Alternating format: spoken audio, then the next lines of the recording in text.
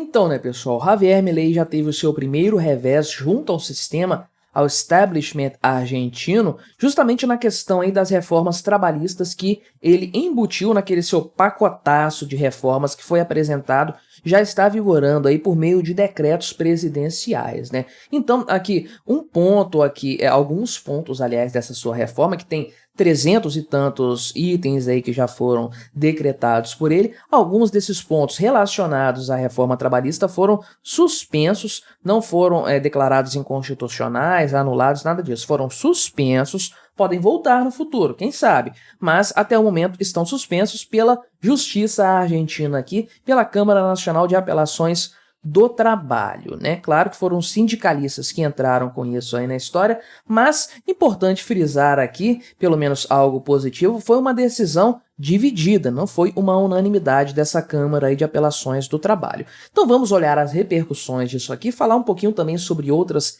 reformas que já estão vigorando com base em tudo que o Javier Milei tem planejado. Aí tem mais coisa para vir pela frente ainda nas próximas semanas e meses, com certeza. Mas e aí, o que isso representa para o ímpeto reformista, digamos assim, do Javier Milei? Isso aqui vai atrapalhar o que ele quer fazer? Vai atrapalhar a recuperação econômica da Argentina? Vamos conversar um pouquinho sobre isso?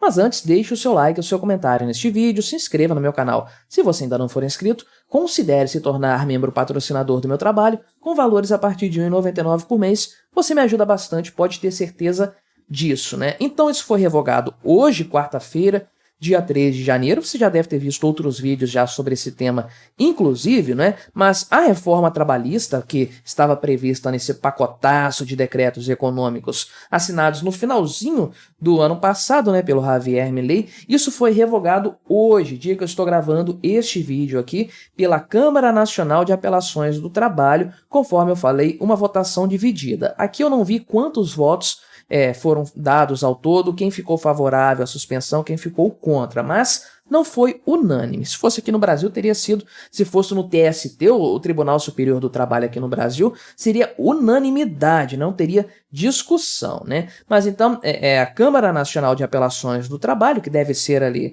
o órgão superior que lida com essas questões trabalhistas na Justiça Argentina, eles acataram um pedido que foi feito pela Confederação Geral do Trabalho, a CGT, que é um órgão sindical grande lá na Argentina, e é uma medida cautelar, não é nada, conforme eu falei, anulando esse decreto ou parte do decreto relacionado a questões trabalhistas, não, né?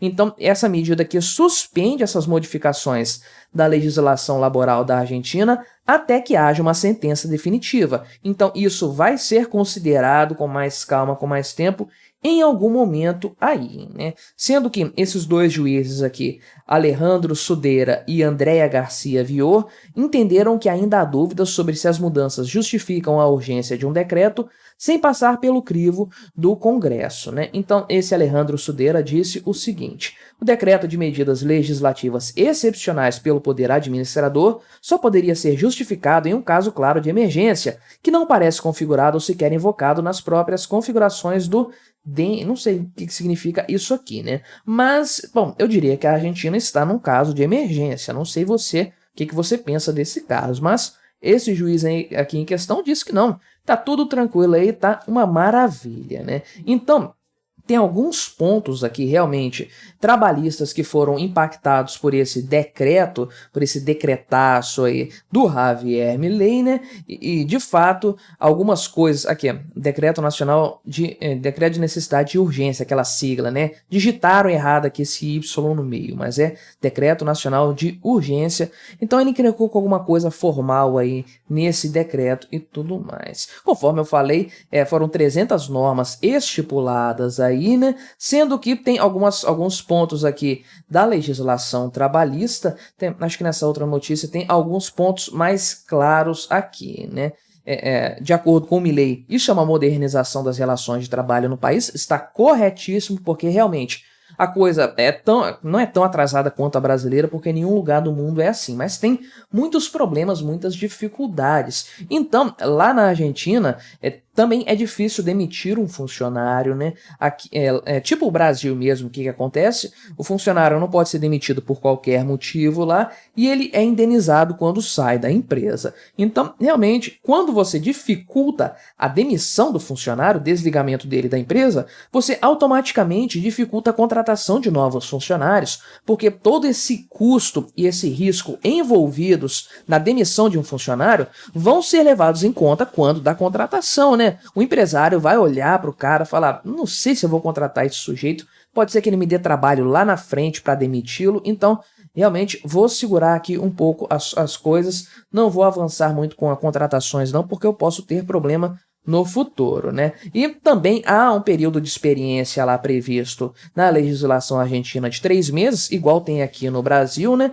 Então, dentro desse período, a empresa pode demitir o funcionário sem pagar uma indenização tão grande assim. Tem indenização também, a não ser que seja no término do contrato, aí não tem, mas se for antecipado, tem indenização sim, né? E de acordo com a proposta do Javier Milei, esse período que na Argentina também é de 3 meses, como aqui no Brasil, saltaria para 8 meses também, né? E aí tem outra regra lá que foi mudada por esse decretaço, falando o seguinte, que se a empresa cadastrar ou não cadastrar corretamente o empregado, ela paga uma multa aí, e o Milei quer acabar com essa multa por essa incorreção, coisa que existe aqui no Brasil também, né? Se a empresa cometer algum erro aí, e um monte de coisas, não é só na contratação não, ela paga multas pesadas também, obviamente isso serve só para roubar dinheiro do empregador, nada além disso, né? Então, realmente, tem alguns pontos bastante interessantes dentro da reforma trabalhista dele aqui. Parece ser mais uma coisa tipo a reforma de 2017 aqui no Brasil.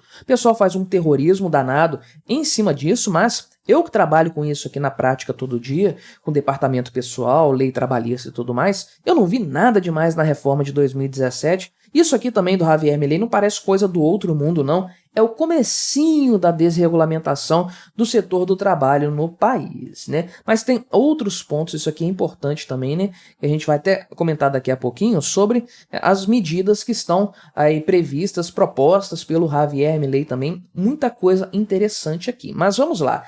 Como encarar esse primeiro revés que o Milei sofreu, né? É claro que o pessoal sindicalista iria se organizar para bater de frente com essas medidas aí. Isso era normal, isso já era até esperado, provavelmente pelo próprio Javier Milei, assim como eu acredito que em algum momento o funcionalismo público vai fazer algum lobby também, são os grupos mais organizados aí que fazem contraposição a qualquer tentativa de reforma, de desregulamentação, de liberação da economia.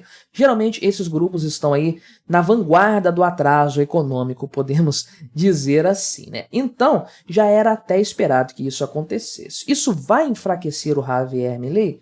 Pode ser que sim, enfraqueça esse ímpeto dele, dê mais energia para o Congresso, para o parlamento da Argentina derrubar esses decretos dele e tudo mais. Pode ser que sim, mas particularmente eu acho que o Milei já estava contando com muitos entraves, muitos problemas aí logo no início. E eu acredito que a grande parte aí do motivo pelo qual ele propôs ao todo aí mais de 1000 artigos, mais de 1000 normas até o momento, é justamente para saturar a oposição a ele, a oposição dentro do establishment, né? O pessoal que quer manter o status quo, não só a oposição política, a oposição do funcionalismo, da justiça e tudo mais, os sindicatos, enfim, saturar o pessoal para que passe muita coisa ainda assim, né? Então é aquela ideia que o Paulo Guedes falou lá atrás, ainda na época das eleições, depois que o Bolsonaro foi eleito, né? Ele falou o seguinte, que ele pede 10 para ganhar 5, né?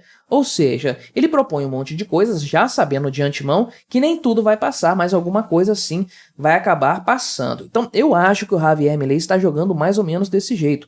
Mandou 1000 normas lá para serem aprovadas, apreciadas, e se der tudo certo, beleza, melhor para a Argentina. Mas se não der certo, pelo menos as coisas mais importantes provavelmente vão passar. Colocou um monte de coisas ali, chamarizes, para distrair o pessoal, para que eles combatam alguns pontos que não são tão importantes assim, para que o essencial continue vigorando. Eu entendo a coisa dessa forma, né? Que ele colocou muitos pedidos ali, muitos decretos, muitas normas, muitas modificações, justamente sabendo que nem tudo isso vai vigorar, nem tudo isso vai passar, mas aquilo que sobreviver depois do ataque do sistema ainda vai ser suficiente para melhorar a economia da Argentina. E tem muita coisa, olha só, tem 30 itens listados aqui, dentre os mais importantes, né? Olha o tanto de revogação de lei aqui. O pessoal gosta de pegar no pé do Milei, falando aí que é um falso libertário, não tem nada de libertário, tá mexendo na política e tudo mais. Ele é cria do sistema, era um globalista,